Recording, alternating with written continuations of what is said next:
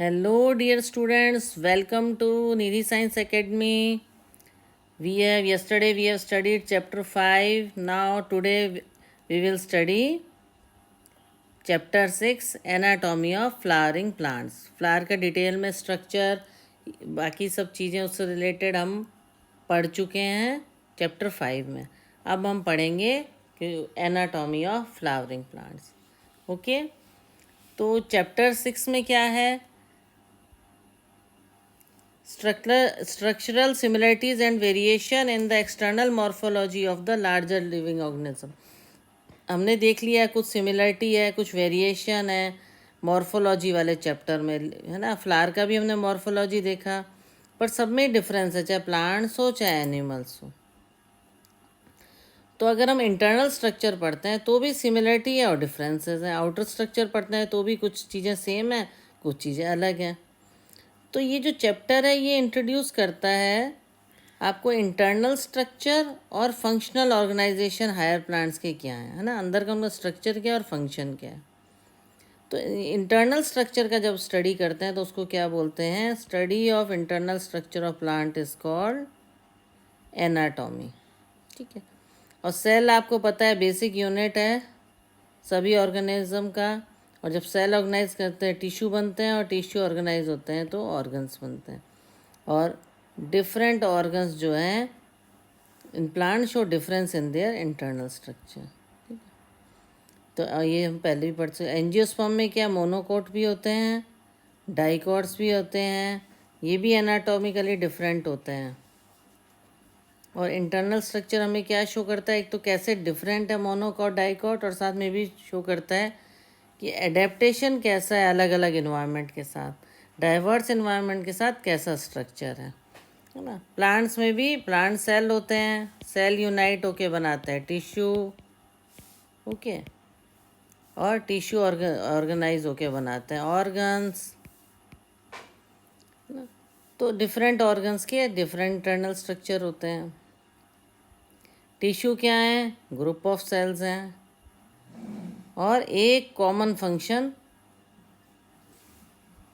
करते हैं ग्रुप में होके. और डिफरेंट काइंड के टिश्यूज़ हैं उसमें. टिश्यूज़ दो मेन ग्रुप में हमने इसको डाला है, मेरिस्मेटिक एंड परमानेंट टिश्यू, है ना. किस बेस पे? वेदर की वो डिवाइड होते हैं या नहीं होते हैं, इस बेस पे हमने दो भागों में बांटा है, दो पार्ट्स में डिवाइड किया है, meristematic tissue and permanent tissue. तो पहले जो हम पढ़ेंगे, हम पहले पढ़ेंगे मेरिस्मेटिक टिश्यू. ओके. तो ग्रोथ है जो प्लांट्स में, वो specialised region of active cell division होता है. एक्टिव सेल डिवीजन को क्या बोलते हैं? मेरिस्टेम. तो डिफरेंट काइंड ऑफ मेरिस्टेम होते हैं. तो specialised region of active cell, meristem is specialised region of active cell division जहाँ पर होता है. तो एक्टिव सेल डिवीजन जगह जगह कैसे होता है? एक तो रूट के टिप्स पे होता है और एक शूट्स पे होता है, जो कि प्राइमरी टिश्यूज रिलीज करता है, जिसको बोलते हैं एपिकल मेरिस्टम. जिसको बोलते हैं एपिकल मेरिस्टम. ये देखो, रूट और shoot. This is root and this is shoot. अब आपको ये रूट शूट क्या था ये मैंने पहले पढ़ाया है, पर आपको एक बार बता देती हूँ. ये डायग्राम देखो मैंने बनाया है. ये देखो, ये क्या है? ये जो टिश्यूज ऊपर डेवलप हुए इस डायग्राम में आप देख रहे हो, ये इसको हम बोलेंगे शूट एपिकल मेरिस्टम. मेरिस्टम किसको बोलते हैं? टिश्यूज जो कि सेल डिवीजन, ग्रोथ के लिए सेल डिवीजन करते रहते हैं. तो ये जो आपको पता है, जो प्लांट्स के नीचे का पोर्शन है, मिट्टी के अंदर दबा हुआ होता है, वो होते हैं रूट्स. और रूट्स की जो टिप है, यहाँ पे जो सेल डिवीजन हो रहा है, सेल्स है, टिश्यूज़ हैं, जो मेरिस्टम है, उनको बोलते हैं रूट एपिकल मेरिस्टम. एपिक्स पर है ना, उसके टिप पर है, तो इसीलिए एपिकल हो गया. और मेरिस्टम हम टिश्यूज़ को बोलते ही हैं, तो रूट एपिकल मेरिस्टम. और जो ग्राउंड के अबव है वो शूट है. तो इसके सबसे ऊपर वाले पोर्शन पे एपिक्स पे होता है, तो इसे बोलते हैं शूट एपिकल मेरिस्टम.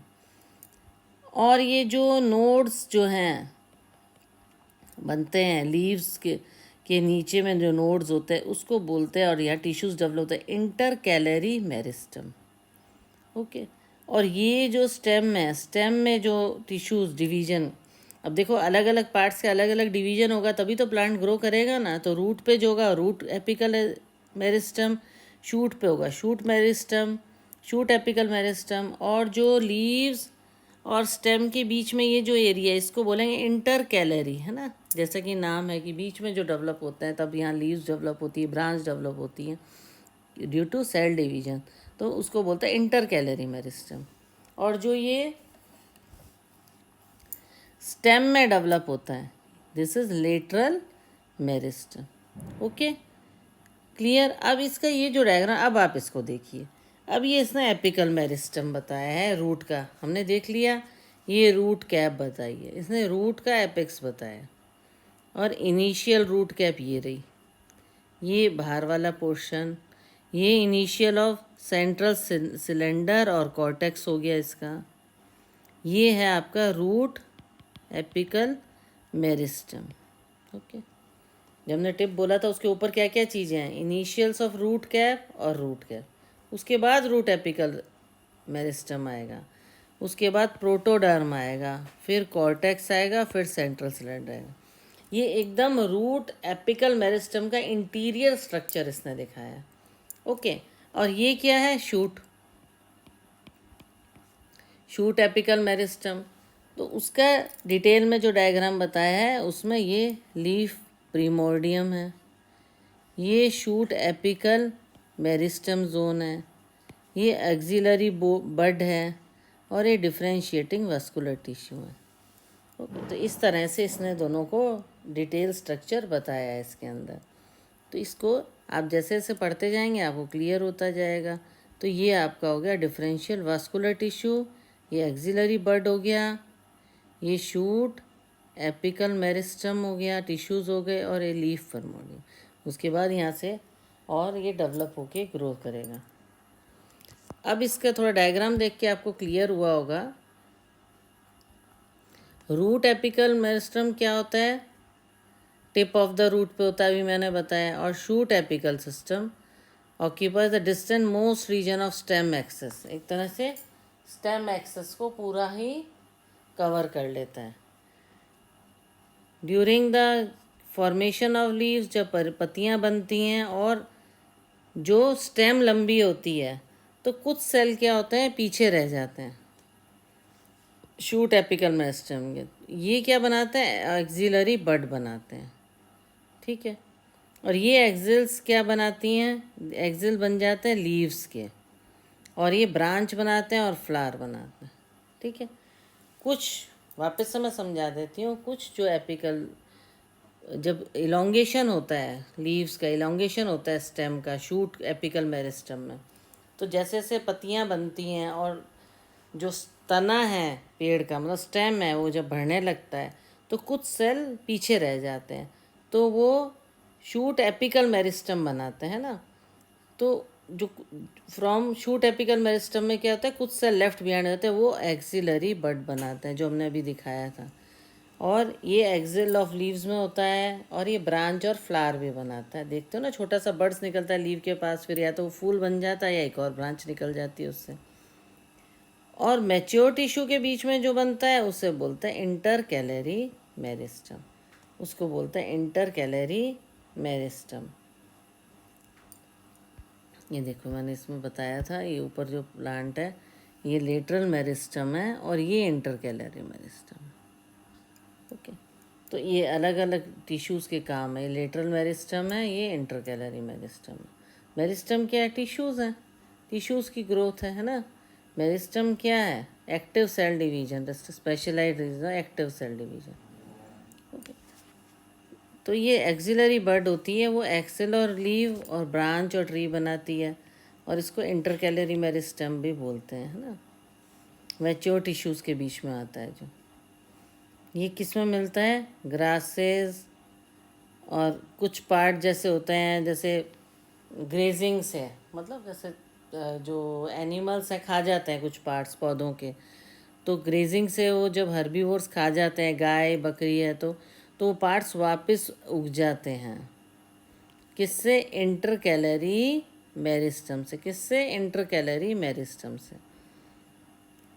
तो बोथ एपिकल और इंटरकैलरी मेरिस्टम क्या है? Primary meristem.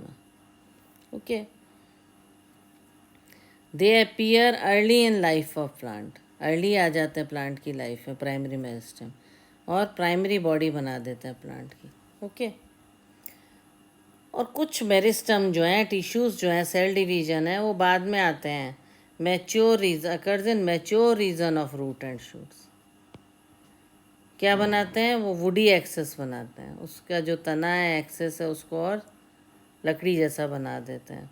और ये प्राइमरी मेरिस्टम के बाद उगता है। सेकेंडरी और लेटरल मेरिस्टम, आप देखोगे जब किसी पौधे को देखते हो तो उसका तना पहले ग्रीन होता है, धीरे धीरे जब वो पौधा और पेड़ बनने लग जाता है तो वो उसका वुडी हो जाता है स्टेम। वो कौन सा सेल डिवीजन के कारण होता है? वो सेल बाद में काम करता है, तो वो सेकेंडरी और लेटरल मेरिस्टम। ये सिलेंड्रिकल मेरिस्टम है ना, सिलेंडर की फॉर्म में होता है तना। Fascicular vascular cambium, interfascicular cambium and cork cambium, ये एग्जाम्पल हैं लेटरल मेरिस्टम के। ठीक है, ये क्या प्रोड्यूस करते हैं? Secondary tissues for secondary lateral meristem. तो डिवीजन ऑफ सेल में प्राइमरी भी हैं और सेकेंडरी मेरिस्टम भी हैं। और newly formed cells become structurally और functionally specialised and loose the ability of division. बाद में क्या होता है? जो सेल होते हैं, ये तो हमने प्राइमरी बताया, मैच्योर हो जाते हैं, तब तो आ गया सेकेंडरी और लेटरल मेरिस्टम। पर क्या होता है, जब डिवीजन हो गया प्राइमरी भी और सेकेंडरी भी, तो जो न्यूली फॉर्म्ड सेल हैं वो स्ट्रक्चरली और फंक्शनली स्पेशलाइज होते हैं और वो डिवाइड होने की एबिलिटी उनकी ख़त्म हो जाती है। इनको बोलते हैं परमानेंट और मैच्योर सेल, जो कि परमानेंट टिश्यू का पार्ट है। During formation of primary plant body में क्या होता है? ये डर्मल टिश्यूज़ बनता है, ग्राउंड टिश्यू और वास्कुलर टिश्यूज़ बनता है। अब इसने परमानेंट टिश्यू बताया। अभी हमने क्या पढ़ा? Primary meristem. ओके, प्राइमरी, हमेशा एक टॉपिक को पढ़ के एक बार दोबारा से उसको देखो कि हमने क्या क्या पढ़ा। प्राइमरी मेरिस्टम पढ़ा, उसमें दो थे, कौन से? एपिकल मेरिस्टम और इंटर कैलरी मेरिस्टम और एपिकल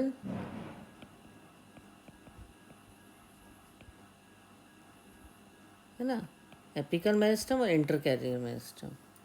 ओके, ये प्राइमरी मेरिस्टम के पार्ट थे। उसके बाद प्राइमरी मेरिस्टम पढ़ा। ओके, तो जब ये मैच्योर रीजन हो जाते हैं, रूट्स और चीज़ें, तो वुडी एक्सेस बनती है। तो प्राइमरी मेरिस्टम के क्या बात बना? सेकेंडरी। सेकेंडरी मेरिस्टम और लेटरल मेरिस्टम, है ना, मैंने डायग्राम में भी आपको दिखाया था, ये बनेगा।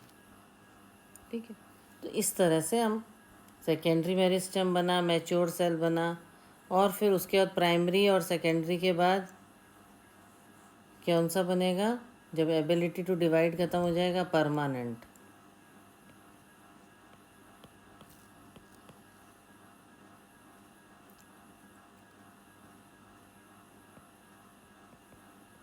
परमानेंट टिश्यूज, है ना। प्राइमरी प्लांट बॉडी में क्या क्या बनता है? Dermal tissue, ground tissue, vascular tissue. तो इसमें मेरिस्टम में प्राइमरी, फिर सेकेंडरी, फिर और डेवलप हो जाता है, उसके बाद वो और डेवलप होना बंद हो जाता है। That is permanent tissue, ability to divide, functionally specialised होता है और lose the ability to divide. Okay, clear. अब हम पढ़ेंगे परमानेंट टिश्यू।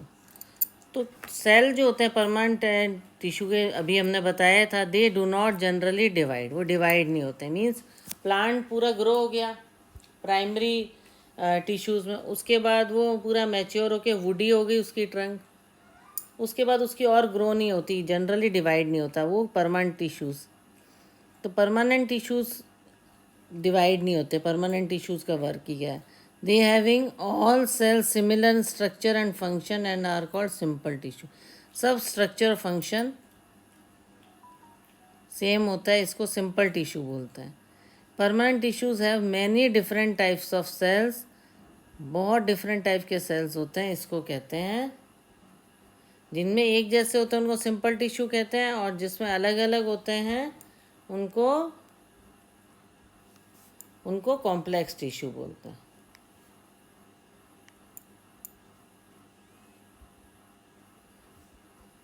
उनको कॉम्प्लेक्स टिश्यू बोलते हैं। ओके, तो जैसे हमने प्राइमरी में पढ़ा था एपिकल मेरिस्टम, इंटरकैलरी मेरिस्टम, इसमें हम पढ़ेंगे फिर सेकेंडरी मेरिस्टम, फिर परमानेंट टिश्यू में कौन से हैं? Simple tissue, complex tissue. तो पहले हम सिंपल टिश्यूज़ पढ़ेंगे जो कि एक जैसे होते हैं। कैसे होते हैं? They are similar in structure and function, ये याद कर लो, ठीक है। तो simple tissue only one type of cell के बने होते हैं।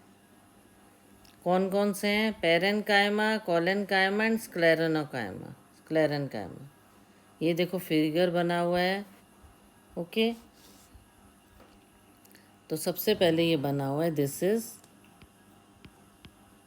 Parenchyma, this is parenchyma. Okay, parenchyma क्या है? ये मेजर कंपोनेंट है ऑर्गन का। दे आर आइसोडायमेट्रिक होते हैं, स्फेरिकल होते हैं, ओवल, राउंड, पॉलीगोनल और इलोंगेटेड इन शेप, इसीलिए इसको आइसोडायमेट्रिक कहते हैं ना, अलग अलग डायमीटर्स पे बने हुए हैं। वॉल्स कैसी होती हैं? थिन वॉल्स कैसी होती हैं इसकी? Thin, made up of cellulose. साथ के साथ लिखते जाओ, उससे याद हो जाता है। तो इसके स्फेरिकल भी होते हैं, इसीलिए इसको हम बोलते हैं isodiametric, because they may be spherical, oval, round, polygonal, elongated, किसी भी शेप के होते हैं ना। क्लोज पैक्ड भी होते हैं और स्मॉल इंटरसेल्युलर स्पेसेस भी होते हैं। तो कौन से फंक्शन करते हैं? Photosynthesis, storage, secretion.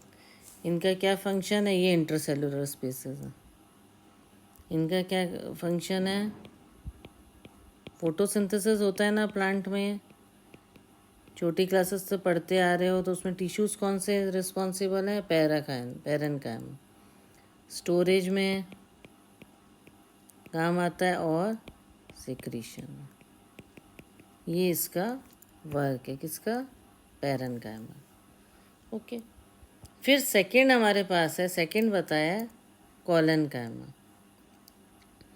जो कि एपिडर्मिस के नीचे होता है ना। पेरेनकाइम फॉर्म्स ऑफ मेजर कंपोनेंट को बनाता है, और इसके थिन और सेलुलोज आर्ट होती है। Occurs in layers below the epidermis in most of the dicotyledon plant. Collenchyma क्या होता है? Below the epidermis. ये क्या है हमारे पास? कोलेनकाइमा, है ना। ये होमोजीनियस लेयर में पाया जाता है या पैचेस में पाया जाता है? ओके, थिकन कॉर्नर होते हैं, और ये डिपोजिशन ऑफ सेल्यूलोज के कारण इसके थिकन कॉर्नर होते हैं। उसमें थिन और सेल्यूलोज था, है ना, इसमें सेल्यूलोज ज़्यादा डिपोजिशन है। Cellulose, hemi cellulose and pectin. Okay, consist of cell which are thicken due to deposition of cellulose, hemi cellulose and pectin. They are oval, spherical, polygonal, और कई बार क्लोरोप्लास्ट भी होता है। ये फूड एसिमिलेट करते हैं और कंटेन क्लोरोप्लास्ट, है ना। फूड के एब्जॉर्प्शन में हेल्प करता है जब क्लोरोप्लास्ट प्रेजेंट होता है। इंटरसेलुलर स्पेसेस इसमें एब्सेंट होती हैं। देखो ये डिफरेंस आ गया ना, इसमें इंटरसेलुलर स्पेस होती हैं, इसमें इंटरसेलुलर एब्सेंट होती हैं। और ये फूड एब्जॉर्प्शन करता है फोटोसिंथेसिस के टाइम।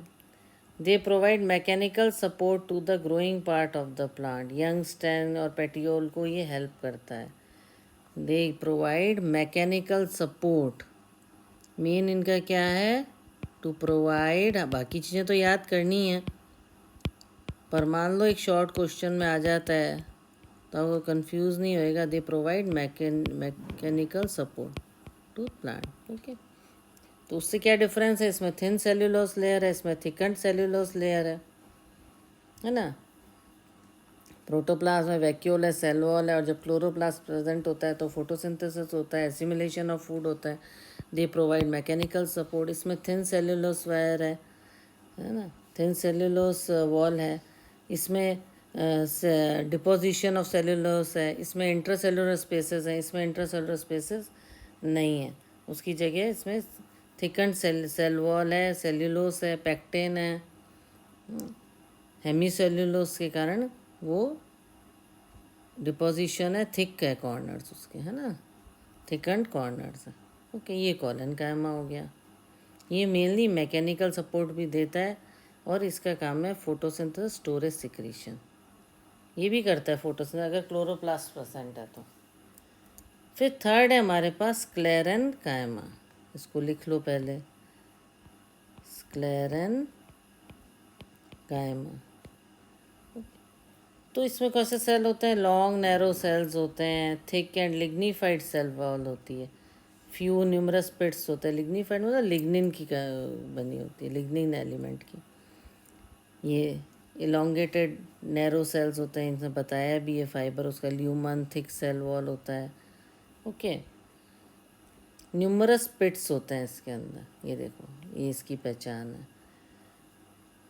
डेड होते हैं या विदाउट प्रोटोप्लास्ट होते हैं।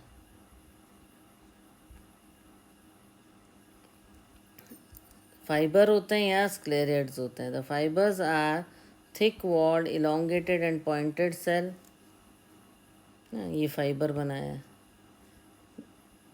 ग्रुप्स में होते हैं in various parts of. Sclereids जो होते हैं वो spherical, oval, cylindrical, highly thicken dead cells होता है। इस तरह के होते हैं ये, जो है इन वेरियस पार्ट्स ऑफ प्लांट में होते हैं। कौन कौन से, एक तो फाइबर शेप में भी होते हैं इलोंगेटेड थिक वॉल्ड, और स्क्लेरेट जो होते हैं वो स्फेरिकल, जैसे शेप देख रहे हो, ओवल भी होते हैं, और cylindrical, highly thicken dead sales with very narrow cavities. Cavities बहुत नैरो होती हैं इसकी। ल्यूमन जो है थिक सेल वॉल होता है ना। ये इसका डिफरेंस है, डायग्राम से आराम से क्लियर हो रहा है। ये किस में पाए जाते हैं, wall of nuts, pulp of fruits जैसे गुआवा में, पियर में, है ना, सीड कोट में, लेग्यूम्स में, है ना, लेग्यूम्स में दालें जो होती हैं, और लीव्स में, टी लीव्स में। ये मैकेनिकल सपोर्ट देता है ऑर्गन्स को। तो ये क्या है, जाइलम और phloem, these are complex tissue. अब आपको ध्यान आया होगा, सबसे पहले हमने क्या पढ़ना शुरू किया था, सिंपल टिश्यू। टिश्यू में क्या पढ़ना शुरू किया था हमने, simple tissue and complex, primary. उसके बाद इसमें एपिकल मेरिस्टम पढ़ा हमने, मेरिस्मेटिक टिश्यू पढ़ा, परमानेंट टिश्यू पढ़ा, है ना। और अब हम पढ़ेंगे कॉम्प्लेक्स। ये देखो सिंपल टिश्यू भी दिया होगा, ये देखो ये रहा सिंपल टिश्यू। परमानेंट टिश्यू में पढ़ रहे हैं हम, परमानेंट टिश्यू में पढ़ रहे हैं सिंपल टिश्यू एंड, ये दो टाइप के थे, permanent tissue, simple tissue and complex tissue. Okay, permanent tissue में हमने कॉलेनकाइमा, पैरेन्काइमा, स्क्लेरेन्काइमा। अब हम पढ़ेंगे कॉम्प्लेक्स टिश्यू। तो उसमें तो एक जैसे सेल थे, इसमें more than one type of cells हैं और ये work together as a unit. Xylem and phloem, उसमें ये हमने पढ़ा, स्क्लेरेन्काइमा वगैरह, इसमें जाइलम एंड फ्लोएम। तो जाइलम का फंक्शन क्या है, conducting tissue for water and mineral from roots to the stem and leaves. Tissue की लेयर बनाता है जो कि कंडक्ट करती है वाटर, रूट से लेके स्टेम और लीव्स तक। ये काम है जाइलम का। और ये मैकेनिकल स्ट्रेंथ देता है प्लांट को। 4 डिफरेंट काइंड्स ऑफ एलिमेंट्स उसमें, tracheids, vessel, xylem fibres and xylem parenchyma. ठीक है, इससे बना होता है। तो ये वाला जो स्ट्रक्चर है ये जाइलम का। ट्रैकेट्स क्या होते हैं, ये देखो जैसे कि डायग्राम में बने हैं, इलोंगेटेड ट्यूब लाइक होते हैं, लिग्निन की वॉल्स होती है, टैपरिंग एंड्स होते हैं, डेड होते हैं, विदाउट प्रोटोप्लाज्म होते हैं, और इनर सेल वॉल थिकेंड होती है। फ्लावरिंग प्लांट्स ट्रैकेट्स और वेसल का मेन वाटर ट्रांसपोर्टिंग एलिमेंट्स हैं। ट्रैकेट्स क्या हैं? Tracheids are water transporting element. कहाँ से वाटर ट्रांसफर करता है? जब रूट एब्जॉर्ब करती है तो रूट से लेके स्टेम तक ये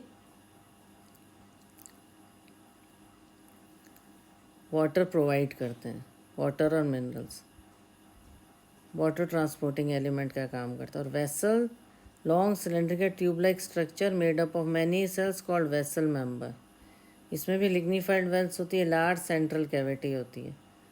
तो ये डिवॉइड ऑफ प्रोटोप्लाज्म, इसमें प्रोटोप्लाज्म ही होता है, परफोरेशन के कारण कनेक्टेड होते हैं। एंजियोस्पर्म का एक कैरेक्टरिस्टिक फीचर है। जाइलम फाइबर्स जो होते हैं वो थिकन्ड वॉल्स होती है और सेंट्रल ल्यूमन्स होता है। This may be either septate, या तो सेप्टेट होते हैं या एसेप्टेट होते हैं ना। फिर जाइलम पैरेन्काइमा भी है। They are living thin walled cell wall made up of cellulose. They store food. Okay.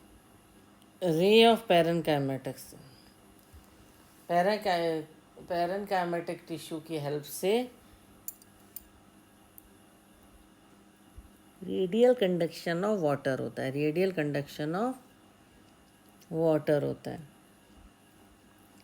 तो ये ट्रैकेट्स बने हुए हैं और ये वेसल बना हुआ है। ओके, सब वाटर ट्रांसपोर्टेशन में ही हेल्प करते हैं फाइबर फॉर्म में, है ना।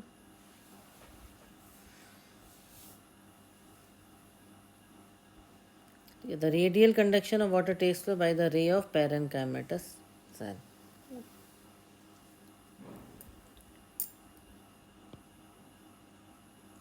जाइलम जो है वो 2 टाइप का होता है। प्राइमरी जो होता है जाइलम, प्रोटोजाइलम एंड मेटाजाइलम। जैसे नाम से लग रहा है, प्राइमरी जाइलम एलिमेंट्स को क्या बोलते हैं? प्रोटोजाइलम। और बाद में जो होता है उसको बोलते हैं मेटाजाइलम। ठीक है, जैसे उसमें था प्राइमरी टिश्यूज पर प्राइमरी मेरिस्टेम, फिर सेकेंडरी मेरिस्टेम, फिर परमानेंट टिश्यू। ऐसे ही इसमें पहले आएगा प्रोटोजाइलम, फिर आएगा मेटाजाइलम। ओके, प्रोटोजाइलम जो है वो सेंटर में होता है और मेटाजाइलम जो है ऑर्गन के पेरिफेरी में होता है। तो जो इस टाइप के जाइलम को क्या बोलते हैं? Endarch. A protoxylem lies to the periphery and metaxylem lies toward the center, है ना। प्रोटोजाइलम कब रहता है? पेरिफेरी में, और मेटाजाइलम सेंटर में रहता है। इसको बोलते हैं एक्सर्च। ऐसे अरेंजमेंट को एक्सर्च बोलते हैं जिसमें सेंटर में रहता है, सेंटर में रहता है मेटाजाइलम और पेरिफेरी में रहता है प्रोटोजाइलम। और एंडार्च में मेटाजाइलम पेरिफेरी में रहता है, प्रोटोजाइलम सेंटर में रहता है, उसको एंडार्च बोलते हैं। ओके, अब हम पढ़ेंगे फ्लोएम। ये हमने जाइलम पढ़ा, अब हम पढ़ेंगे फ्लोएम। उसका तो वाटर, जाइलम का वर्क था वाटर और मिनरल्स ट्रांसपोर्ट करना।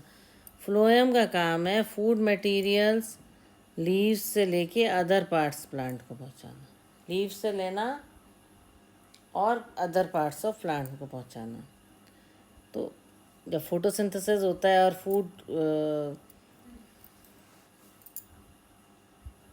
मतलब जब भी फोटोसिंथेसिस होता है तो फूड प्रोडक्शन होता है, फूड बनता है फोटोसिंथेसिस सनलाइट की प्रेजेंस में, तो वो लीव से अदर पार्ट्स ऑफ प्लांट में ट्रांसफ़र कौन करता है? फ्लोएम। फ्लोएम कैसा? सीव ट्यूब एलिमेंट्स कंपेनियंस एलिमेंट्स का बना होता है। ये बना हो, ये सीव पोर, ये सीव ट्यूब एलिमेंट्स, ये फ्लोएम पैरेन्काइमा है, और ये कंपेनियन सेल है। एंड फ्लोएम फाइबर, जिम्नोस्पर्म है albuminous cell and sieve cell, they lack sieve cell and companion cell. Sieve tube elements are, sieve tube elements कहते हैं long tube like structure होते हैं, लंबे लंबे होते हैं और कंपेनियन सेल्स के साथ बने हुए होते हैं। और इनकी एंड वॉल जो होती है वो परफोरेटेड होती है, मतलब छेद होते हैं एंड वॉल्स में इनकी। ठीक है, तो सीव ट्यूब एलिमेंट्स जो होते हैं वो लॉन्ग ट्यूब लाइक स्ट्रक्चर होता है। ये देखो, ये रहा sieve tube element, long structure होते हैं, है ना, लॉन्ग ट्यूब लाइक स्ट्रक्चर होते हैं। और ये कंपेनियन सेल से एसोसिएटेड होते हैं और इनकी जो वॉल्स होती हैं वो परफोरेटेड होती हैं।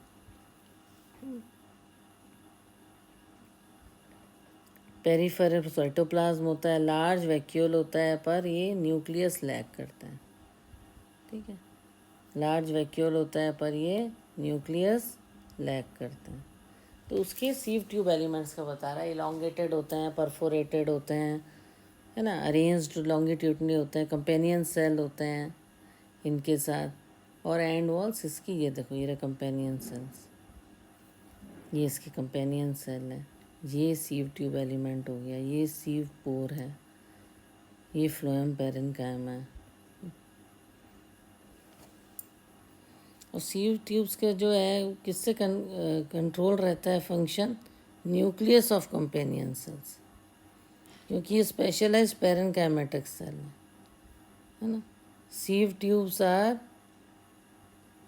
जो sieve tubes are controlled by companion cell nucleus, companion cell nucleus. The sieve tube elements companion cells get connected by pit fields present between their common longitudinal walls. सीव tube elements और companion cells को कैसे connected करते हैं, जब ये कह रहा है कि सीव ट्यूब एलिमेंट किससे कंट्रोल होता है, न्यूक्लियस ऑफ कंपेनियन सेल्स से कंट्रोल होते हैं। तो कंपेनियन सेल्स, सीव ट्यूब एलिमेंट्स और कंपेनियन सेल्स के किससे कनेक्टेड होते हैं, पिट फील्ड्स जो कि प्रेजेंट हैं उनके कॉमन लॉन्गिट्यूडनल वॉल में, जो पिट फील्ड्स हैं। ओके,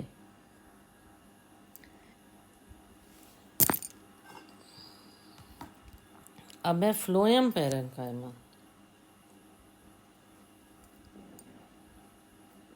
अभी स्ट्रक्चर में देखा, ये भी इलॉन्गेटेड टेपरिंग सिलेंड्रिकल स्ट्रक्चर होता है, डेंस साइटोप्लाज्म होता है, न्यूक्लियस होता है, सेल वॉल सेल्यूलोज की होती हैं और पिट्स होती हैं, जिसमें कनेक्शन होता है प्लास्मोडेस्मेंटल। तो फ्लोएम पेरेन्काइमा क्या करता है, स्टोर करता है फूड मटेरियल और दूसरे सब्सटेंसेस को, रेजिन्स, लेटेक्स एंड म्यूसिलेज, है ना, इनको स्टोर करता है। फ्लोएम पेरेन्काइमा एब्सेंट रहता है ज़्यादातर मोनोकोटिलेडन में, है ना। ये देखो फ्लोएम पेरेन्काइमा, ये लास्ट में दिया है, दिस इज़ फ्लोएम पेरेन्काइमा। अब इसको देखा है, अब इसको दोबारा से इसका स्ट्रक्चर देखो। फ्लोएम पेरेन्काइमा का आपने स्ट्रक्चर देखा, ये रहा फ्लोएम पेरेन्काइमा। अब इसके बारे में हम दोबारा से देखते हैं, फ्लोएम पेरेन्काइमा में क्या है। ये देखो, ये इसका स्ट्रक्चर देखा, अब हम ये देखेंगे, ये कंपेनियन सेल है इसमें, ओके। और ये phloem parenchyma, they are connected by,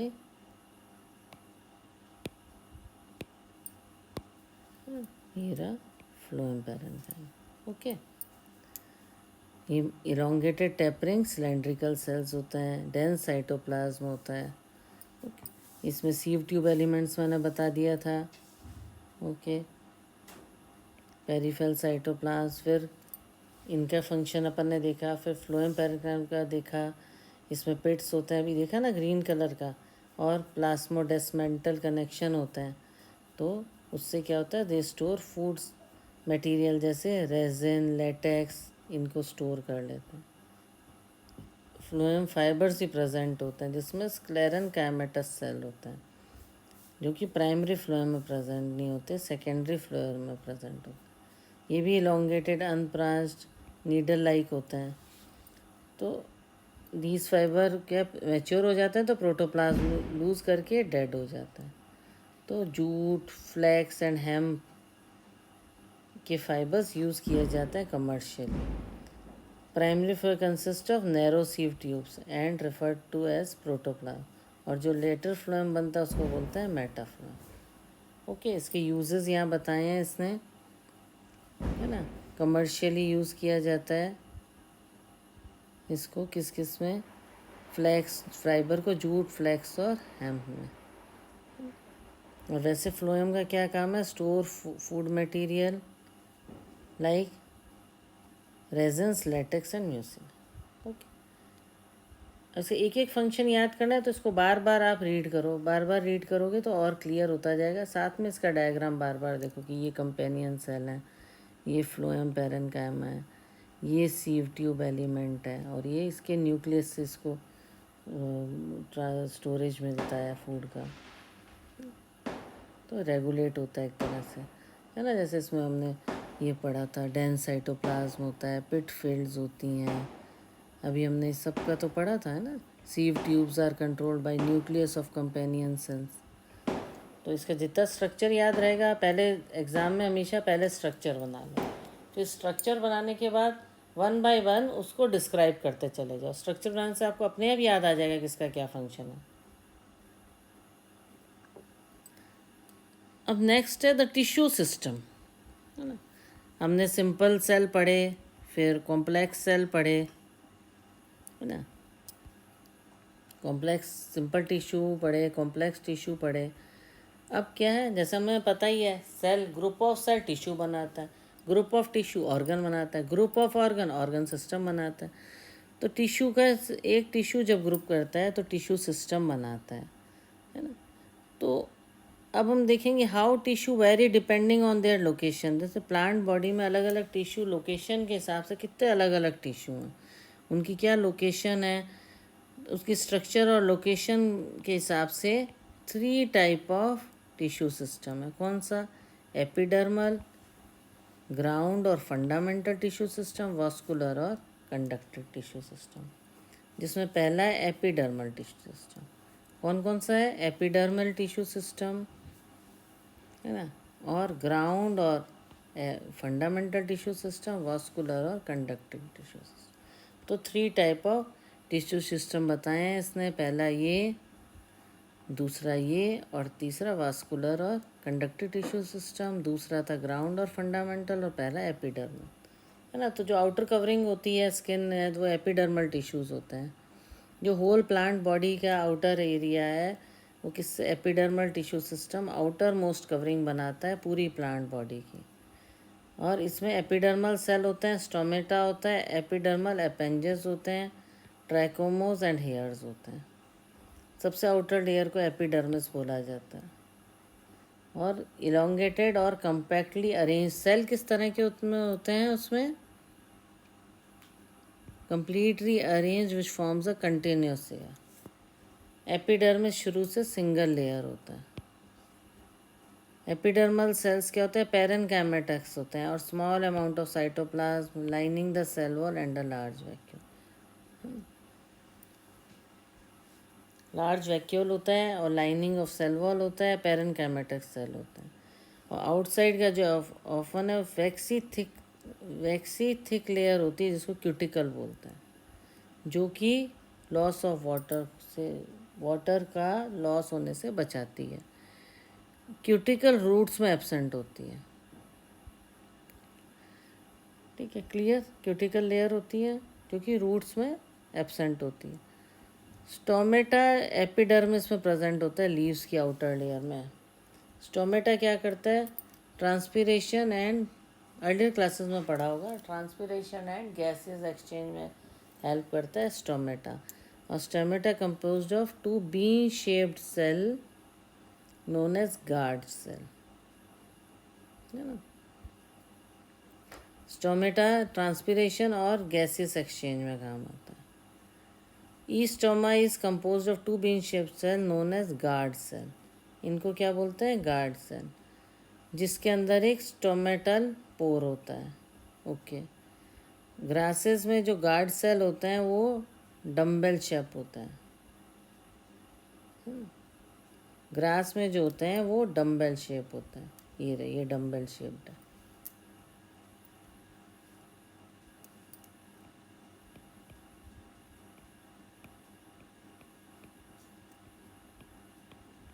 dumbbell shaped होता है किसमें? ग्रास में। ये किस में प्रेजेंट होते हैं? स्टोमेटा लीव्स में।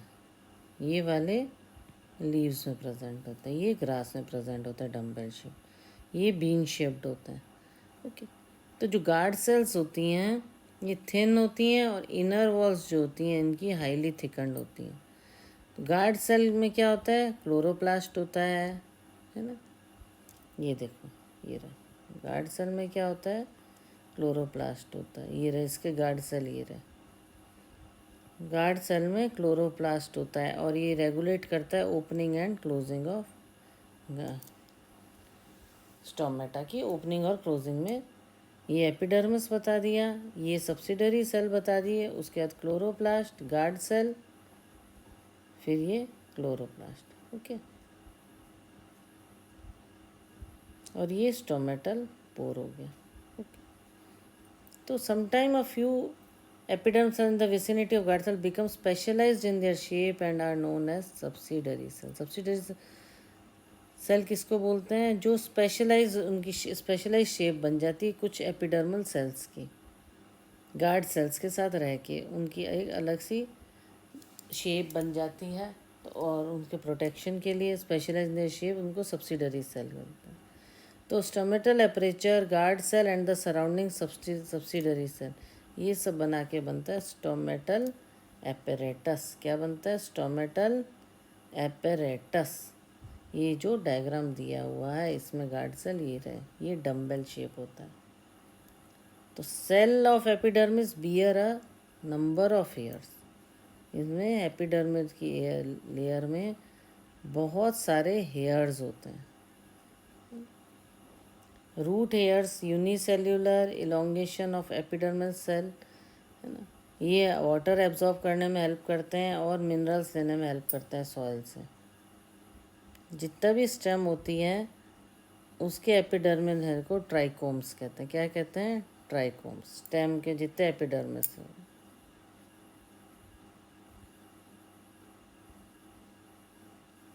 रूट हेयर्स अलग होते हैं। जो एपिडर्मिस है वो नंबर ऑफ हेयर्स होते हैं, तो रूट हेयर्स जो होते हैं वो वाटर और मिनरल्स फ्रॉम सॉइल से एब्जॉर्ब करने में हेल्प करते हैं। और जो स्टेम में होते हैं वो ट्राइकोम्स बोलते हैं। Trichomes in the shoot system are कैसे होते हैं? मल्टी सेलुलर होते हैं, ब्रांच्ड और अनब्रांच्ड होते हैं, सॉफ्ट और स्टिफ होते हैं, सिक्रीटरी भी होते हैं। तो ये हेल्प करते हैं वाटर लॉस को बचाने की, वाटर लॉस नहीं हो। ये जो हेयर्स हैं वो वाटर लॉस से बचाते हैं कि कौन? Trichomes. Trichomes are multi cellular epidermis hairs which protect the plant and prevent water loss due to transpiration। और रूट हेयर्स जो होते हैं वो हेल्प करते हैं एब्जॉर्ब करने में। यूनिसेलर इलोंगेशन होता है। तो इस तरह से बताया गया है।